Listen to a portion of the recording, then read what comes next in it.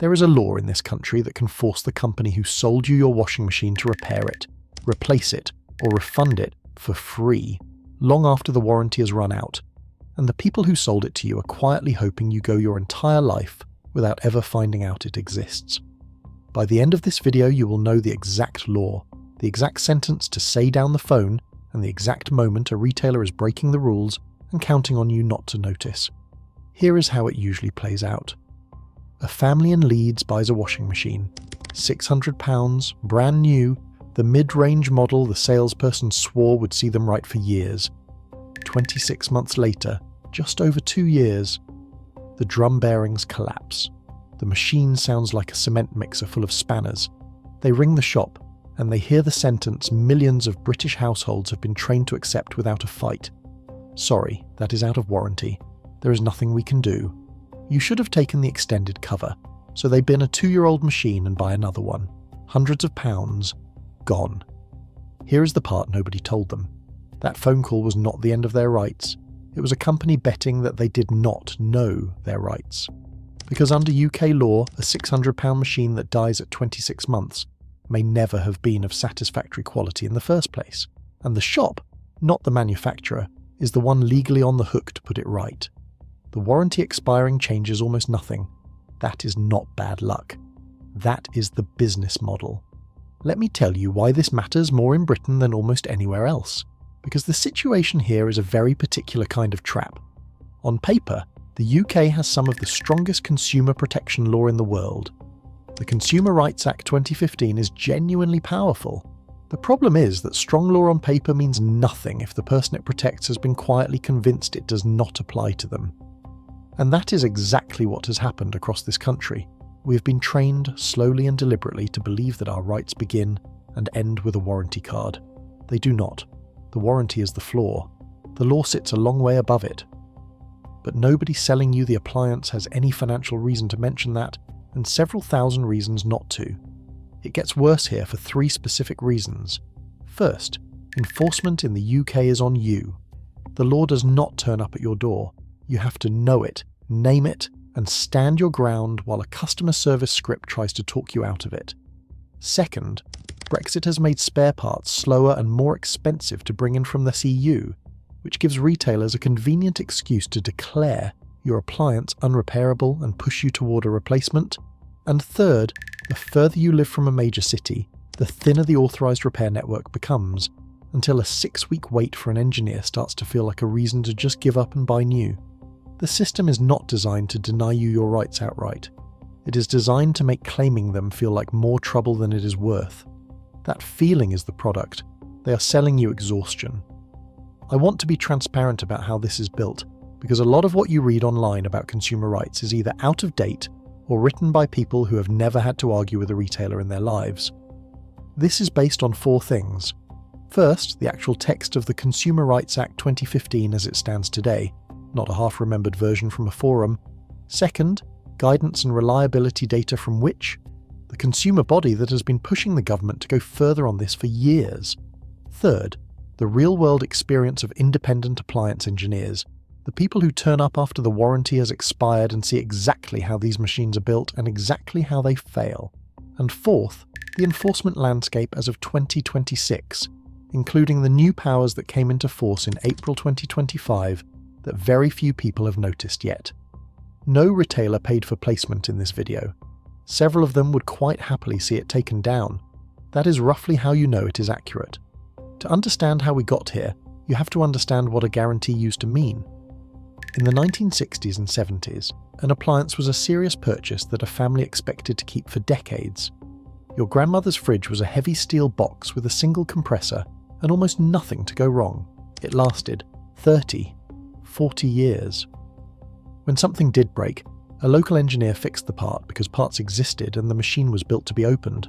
The company that made it expected to stand behind it because its name was on the front and its reputation was local. Then 2 things happened at the same time, and together they changed everything. The first was planned obsolescence. Manufacturing moved offshore, margins got squeezed, and engineers were gradually replaced by cost accountants whose job was to work out the cheapest component that would survive just past the warranty period.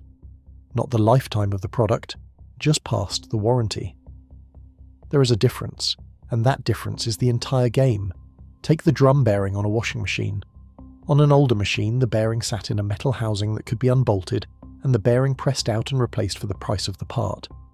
On a great many modern machines, that same bearing is sealed inside the plastic outer drum, and the outer drum is sealed shut at the factory. When the bearing goes, the only repair the manufacturer offers is a whole new drum assembly, at a price that conveniently lands within shouting distance of a new machine. The bearing did not have to be built that way. It was a choice. The failure is not the accident. The expensive, sealed, deliberately awkward repair around the failure is the accident, and it was designed in. The second thing was quieter and more clever. The industry leaned hard on one word: warranty. They put a 12-month guarantee on the box, advertised it as a benefit, and let the public slowly absorb a false belief that after 12 months you are on your own, that your rights and the warranty are the same thing and both expire together. They do not. And the gap between what the warranty covers and what the law covers is where billions of pounds quietly leave British wallets every year. Let me take you inside exactly how the trick works, line by line, because once you have heard it, you cannot unhear it. These are the things retailers say to make your legal rights disappear. I want you to recognise every one of them. The first one: it is out of warranty. There is nothing we can do. This is the big one, and it is misleading almost every time it is said. Your warranty is a voluntary promise from the manufacturer. Your statutory rights are the law. They sit with the retailer who sold you the item. And in England, Wales and Northern Ireland, you can enforce them for up to 6 years. In Scotland, it is typically 5 years from when you became aware of the problem. The warranty running out does not switch the law off. It just removes the easy option and leaves you with the powerful one. The repair cost they are trying to hand you, around £125 for a typical washing machine fault, up to £400 for a serious one, and a fridge averaging £150, is a bill that, in the right circumstances, was never legally yours to pay. The second one: you should have bought the extended warranty. This one has a particular nerve to it, because they are selling you a paid product to cover rights you already have for free. Extended warranties are extremely profitable for the people who sell them, and a large part of that profit comes from people who never realised the Consumer Rights Act already had them covered. If a salesperson is pushing extended cover hard, that is not a sign you need it. That is a sign of how much money is in it for them. The third one: that is just wear and tear. Sometimes this is fair. The law does not cover normal aging, and it does not cover damage you caused. A cheap kettle that gives up after 4 years of daily use is not a claim. But there is a precise legal line here, and they are counting on you not knowing where it falls. Under the Act, goods must be durable, meaning they must last a reasonable length of time given the price you paid, the type of product, and how it was sold to you. Here is the line drawn clearly. A cheap kettle that stops working after 4 years is unlikely to be a claim because nobody reasonably expects a budget kettle to last a decade. But a premium, expensive kettle that dies after 14 months, well looked after, can absolutely be judged as not durable, and therefore not of satisfactory quality. Price changes the expectation. The more you paid, the longer the law expects it to last. A drum bearing collapsing on a £600 machine after barely 2 years is not wear and tear. It is a serious, expensive, inherent fault, and cases like that have been won against retailers on exactly these grounds. Wear and tear is a real defence. It is also their favourite costume for fobbing you off, the fourth one. You will have to take it up with the manufacturer. This is the redirect, and it is wrong as a matter of law. Your contract is with the shop. The retailer cannot legally bounce you to the manufacturer to dodge its own responsibility. Manufacturers love this too, because once you are 6, 12, 20 months out of guarantee, they will simply tell you it is out of guarantee and wash their hands of it. Both parties are quietly relying on you getting tired and giving up somewhere in the middle. The fifth one is not something they say, it is something they do.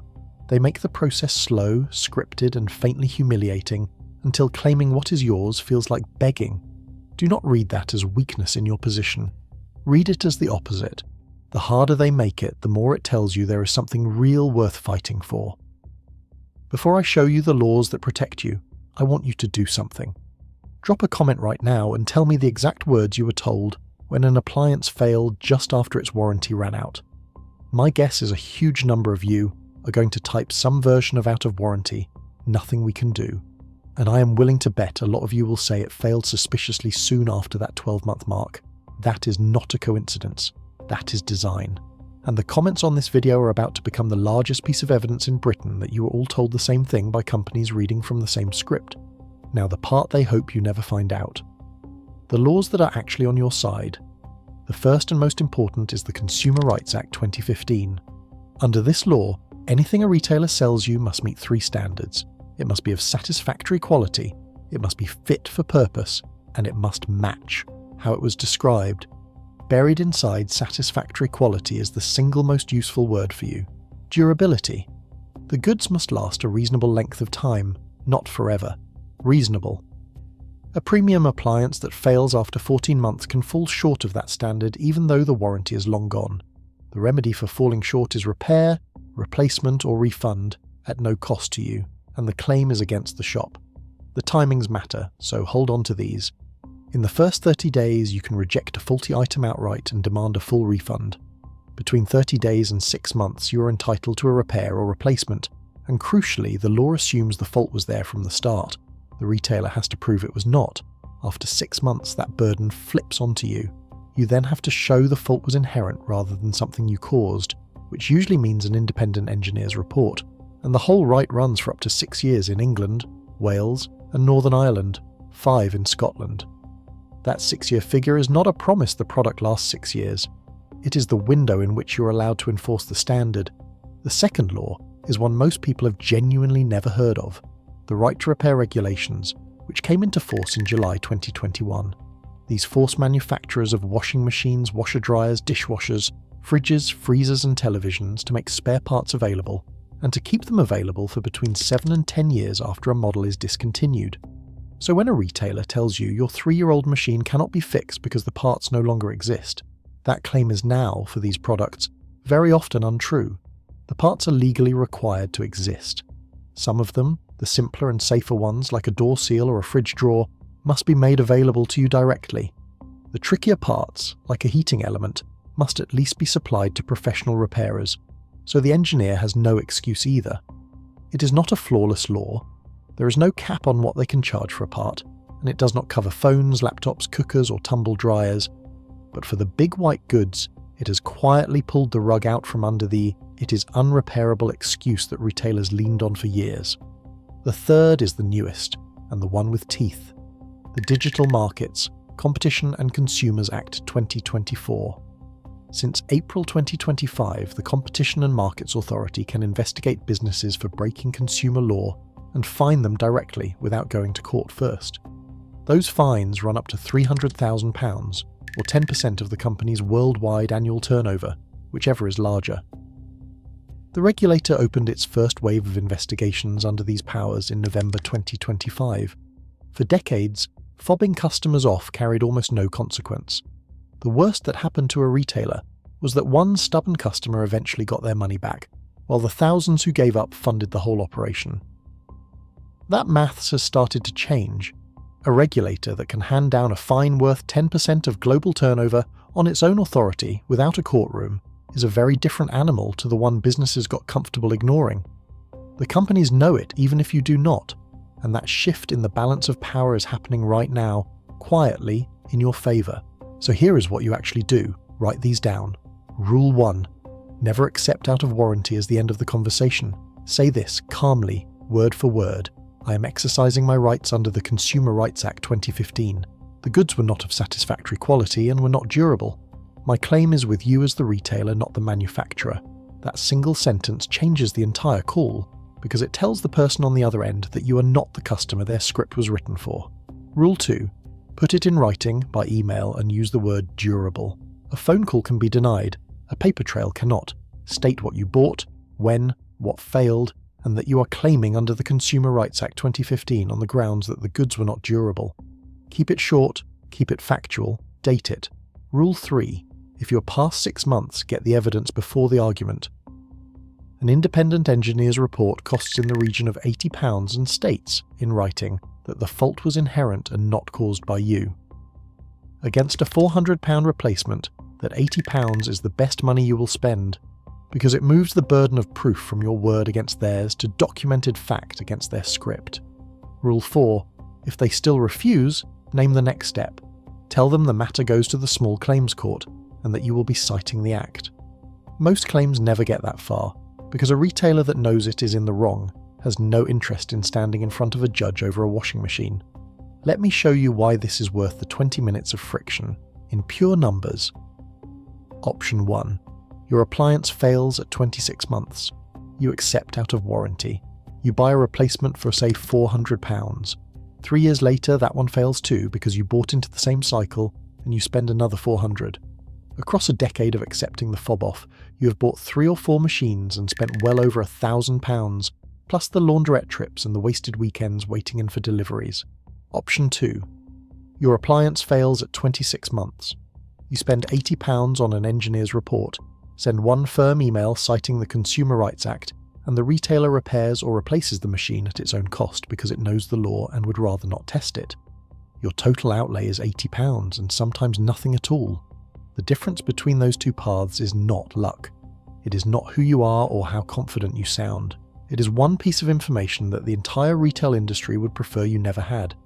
The sticker price was never the real cost of the appliance. The real cost was everything you were trained to throw away on top of it. So here is the bottom line.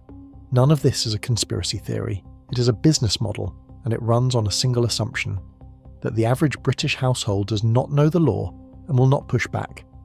Every out-of-warranty brush-off, every extended cover-up sell, every it cannot be repaired is a small bet placed on your silence. Sometimes the wear and tear defense is honest. Often it is a costume. Your job is to know the difference and to stop paying for the times it is a costume. Do not be polite about it. Be informed about it. Polite is what they are counting on. If this video saved you from a costly mistake, subscribe now so you never miss one, and send it to anyone you know who's just been told there is nothing they can do. Because there almost always is.